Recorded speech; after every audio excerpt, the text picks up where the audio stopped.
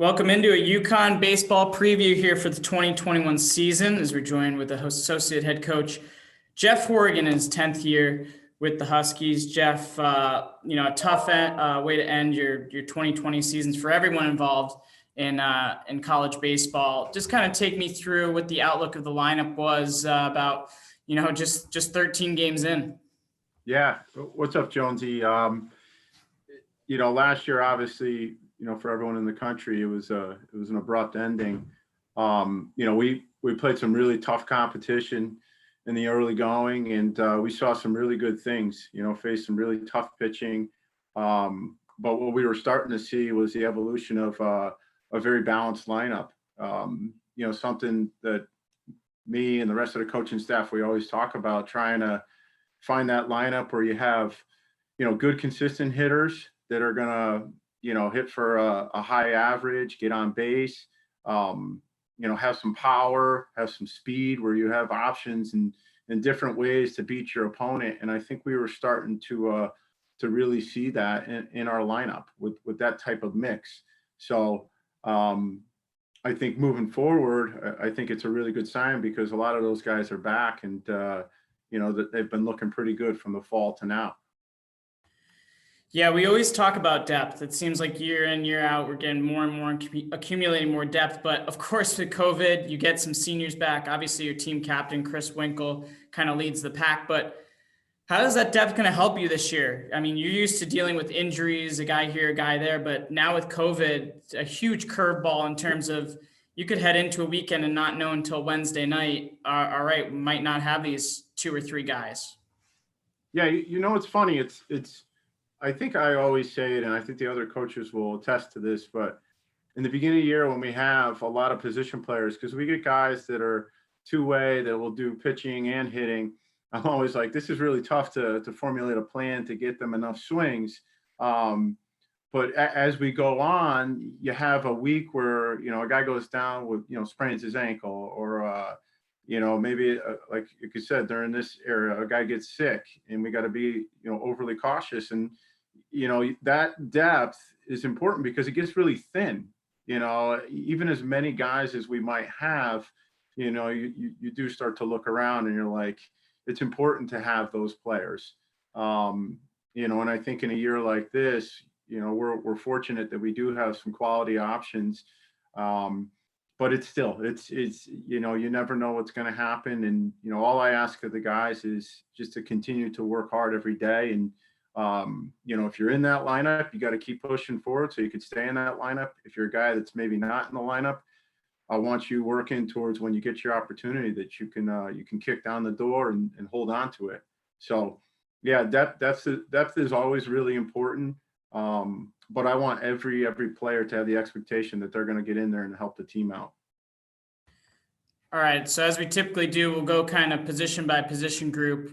Your catching spot, you lose your two guys that played for you last year, Paul Gazzo and Cole Brodnansky, who did an excellent job for you guys the last couple seasons. We obviously wish them the best as they'll head out to the West Coast and finish up their careers out there. But you get a potential All-American and Pat Winkle back from Tommy John surgery. And boy, if there was any benefits to COVID, with no fall sports, I was able to be around for most of the scrimmages in the fall. Kieran Devaney was very impressive, your grad transfer from UMass Lowell. So talk a little bit about those guys, and then obviously still Hyde and Cristoforo. Just kind of update the people on them. Yeah, again, getting Pat back is great for the, obviously for the lineup. He had a great freshman year, hitting right in the middle of the order, and producing, hit for some power, hit for average, and then did a really nice job catching. He's got excellent receiving skills. Being a former a pitcher, I think I appreciate a catcher that's able to make things look like strikes, even if the pitch is low. And he does such a nice job of stealing some strikes for us, and that just gives pitchers confidence. So from the defensive side of things, he brings that to the table, and then obviously the offense. So he's looked really good. He's healthy, and we're super excited about him. Kieran, coming in, Coach Mack does an outstanding job of, finding, junior college guys, high school recruits, everything. He's just got a really good knack of finding players. And, Kieran's been awesome. He's a ball of energy.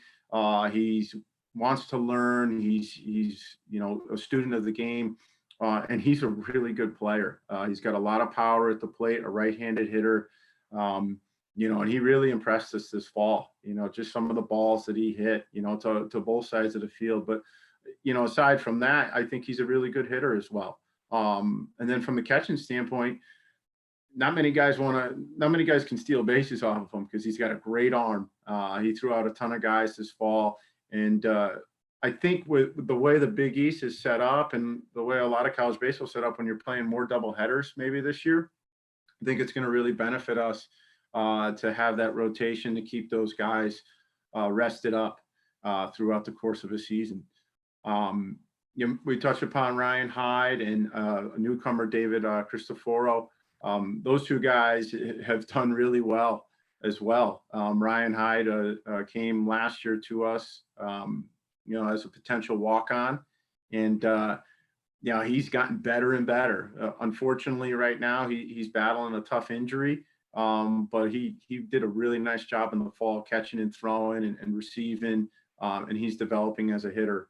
And then David, he's a big physical hitter, 6'6", left-handed swing, and he looks pretty smooth for a guy that, at that size. He moves really well. So we're really excited about him, and he does a good job behind the plate too. And we're going to need that. We're going to need that depth. A guy goes down with an injury. You need 3 to 4 catchers strong. That's important in the college game. With all that depth back, as we move to the infield, it's just so many guys for so few spots. But obviously, Reggie Crawford and Christian Fedko kind of solidify that right side of the infield. And then the left side, you've got Bush, you've got Langer, Andy Haig had a great fall, Padilla, a freshman coming in, just a lot of guys, Chris Brown as well. You just have so many different options. And you can be a little bit more flexible. It seems like those guys on the left side of the infield can really bounce back and forth between those two positions. Yeah, and again, it's really important, And what I will say about the whole group, they're all pushing really hard to get in there, and it's a friendly competition, and it's good. If one guy has a really good day, that's great. But the other guys, that's a little more motivation. I got to show up every day. Obviously, Bush on the right side is a veteran player. Our left side played shortstop for us last year, did an awesome job. Really nice leadoff hitter, just slows the game down. Already this preseason, he's just an on-base machine, works walks, can execute small ball, but he can also really hit. And then in the field, he's getting better and better of just taking charge and helping the young guys along with him. But he's versatile. You can move him around. You could put him at third. You could put him at second base. I mean, if we really had to, we could put him in the outfield. And he's kind of like a Michael Woodworth type of player. But I think his real value is going to be in the infield. But he has those options. David Langer is a guy that's been with us, and he's been slowed up with a few injuries, but he was having a great preseason for us, hitting the ball really well. And I know he's chomping to get out there. But he's done a really nice job at third base. He's done a really nice job at the plate, and having veterans is really important. Especially the competition that we're playing against early on. You're playing experienced players that know how to play the game. When you have guys that have been in college baseball for 3-4 years, some of them even 5 years, they don't get overwhelmed by things. You mentioned Chris Brown. He's having a really nice preseason as well. He's a big athletic kid. He's a COVID freshman. He's been playing a lot of third base, and he's really impressed us with his progress defensively and offensively. He has some power, hits the ball really hard. So he's showed some really good signs. Todd Peterson is another guy that played some short last year, played some third base as a freshman. And he's actually had the last couple of weeks. He's really shown some good signs swinging the bat. So there's a lot of guys in the mix right there. Andy Haig played shortstop for us the first 2 weekends. He had a really good fall. Offensively, he's playing to his game. He's bunting for hits. He's jumping on fastballs, and he brings a lot of good energy. So, if a guy goes down, or if a guy's struggling, I think we have a lot of really nice options. Brian Padilla was another guy you mentioned, Jonesy, a freshman. Unfortunately, he had a tough injury in the fall, but he's working his way back. But he showed some exceptional skills with a really strong arm, really good range, and a very quick bat. And he has a nice calmness in the batter's box for a young guy. Kind of like what we saw from Anthony Prado. They went to the same high school, and he's able to slow the game down, especially at the plate. To ask a freshman to play short, that's a really tough position, but Brian's working really hard at it, and he's going to give us, like we talked about, the big theme. He's going to give us that depth. And then, Christian and Reggie on that right side, even though Reggie's a second year freshman, he's ahead of his years in terms of his approach, physicality. He's a big, strong kid. And we asked him to hit right in the middle of the lineup as a freshman, and he did an awesome job. So I'm looking forward to seeing him and Pat together in a lineup, something that we didn't get to see last year. But he's looking very good, and he can really pick it over there at first. It's a nice target to throw to. And then Christian had a really nice fall too. I think he was one of our top hitters at around 330. And he's carried that over. His body looks great. He's fast. He's moving really well, and his range looks good at second base. So a lot of good signs. And again, having those older guys is really important for the younger guys to develop. Anyone else? I'm trying to think if I'm missing anyone from the infield right there, Jones. I don't think so off the top of my head. There's so many guys though that you got to kind of check them off your list. While you check your board over there, I'll transition to the outfield, and we can add any infield guys if you see them. Sure. Really nice to have two center fielders out there. You get Chris Winkle back, which is phenomenal. Gets one more year with the Huskies after the COVID season last year. And then Kyler Fedko, who was having an amazing 2020. It was a bummer not to get to see him kind of finish that year out. And then, so you have them as two guys that can play center field for you.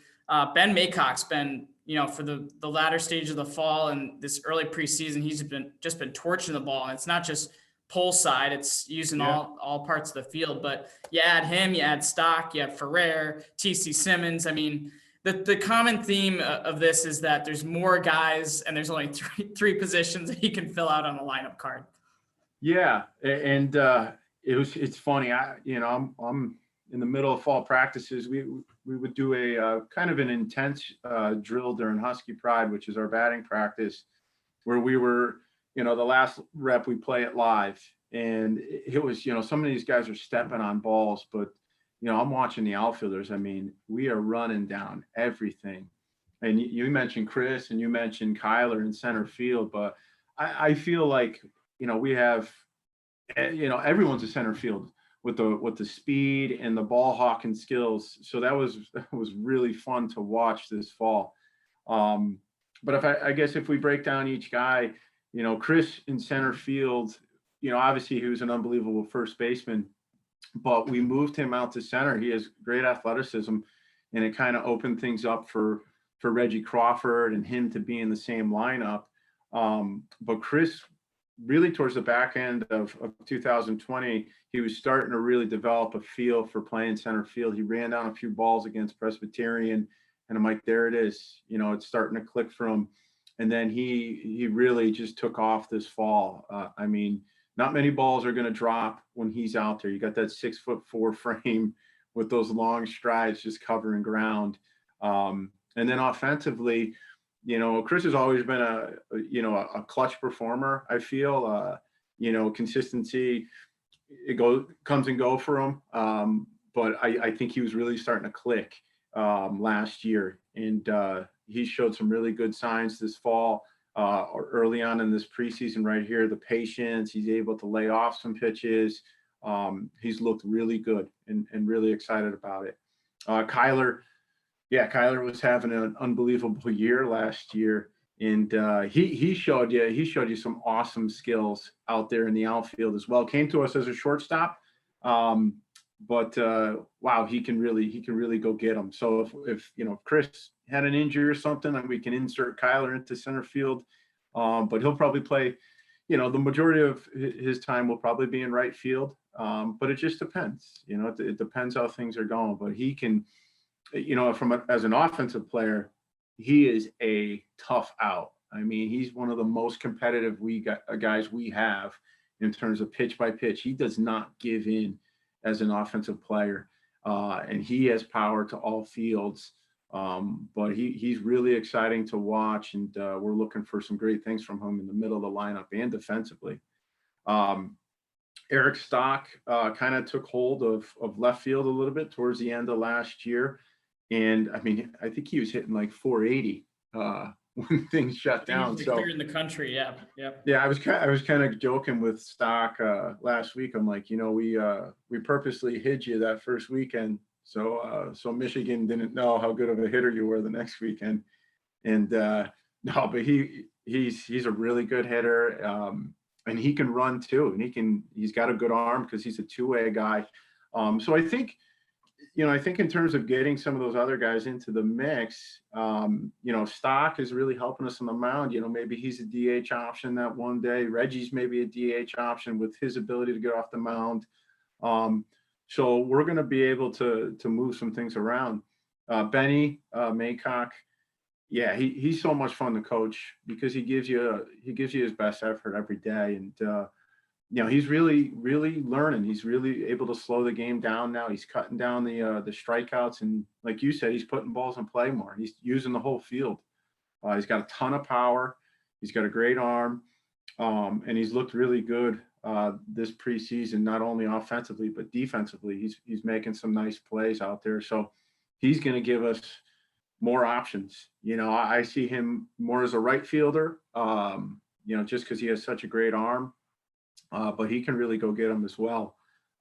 Kevin Ferrer, Kevin, there's a certain calmness in the batter's box, and it's really fun to watch him hit. He's like one of those guys. He just wakes up, gets out of bed, and he can just hit.